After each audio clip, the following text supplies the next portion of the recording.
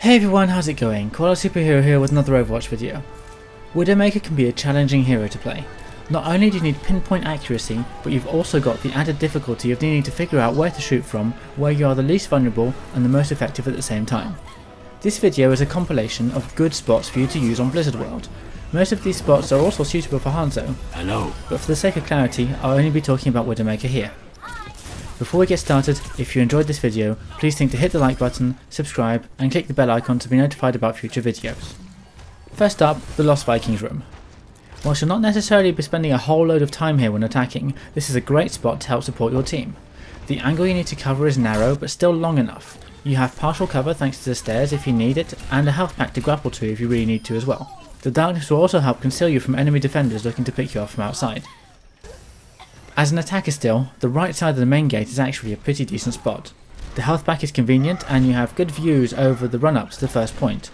You've got cover to hide behind and an accessible route to take in case of trouble. So all in all, a decent spot. On defence, the flight over Duskwood balcony is a good vantage point to defend the first choke point from. You have visibility over both the main gate and the Lost Vikings room, and also a cheeky little ledge you can perch yourself on if you wish.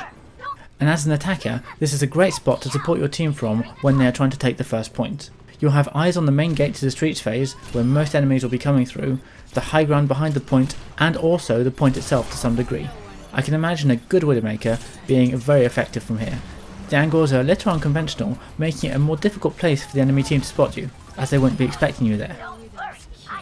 On the other side of the first point, the Fargo Deep Mine balcony next to Snacks from us will give you a good view of the first point and the main access gate. Another good spot to support your team from, which works both for attacking and defending snipers.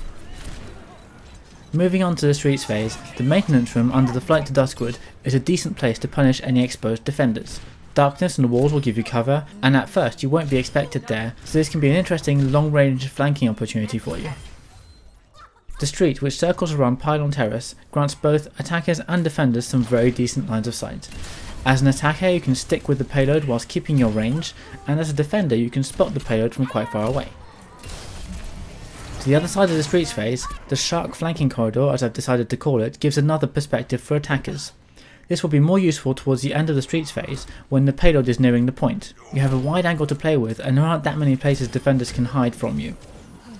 Above this corridor is the generator power tube, useful for defenders either to defend the first point, although the angle can be a bit too restrictive, or take enemies down at the beginning of the streets phase. And maybe more useful for attackers, you can cover the ending of the streets phase from here as well. Just bear in mind that you'll be more exposed here than in other places. The area near the defender's spawn offers good angles and a nice overall view of the second half of the streets phase.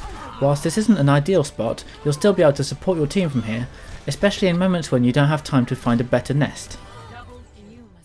On to the final phase of the map, where the main spot I want to mention is the ledge in the middle.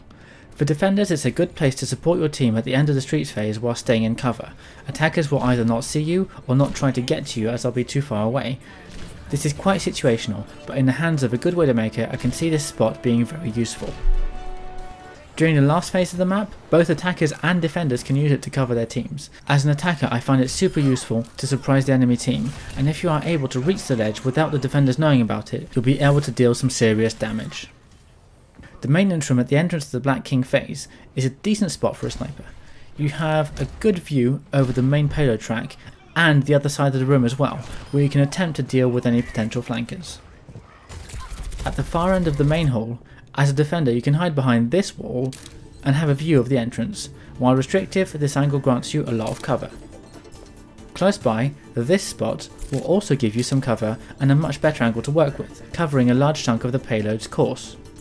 From my experience, one of the keys to playing Widowmaker is to be as unpredictable as possible, to constantly adapt your positioning to where the enemy doesn't expect you to be. Hopefully this video has helped you find those spots to move around between, and of course if you've got any spots of your own, please share them in the comments. With that said, that just about sums up this video. Please remember to like and subscribe if you found this helpful. Thanks a lot for watching, and I'll see you next time.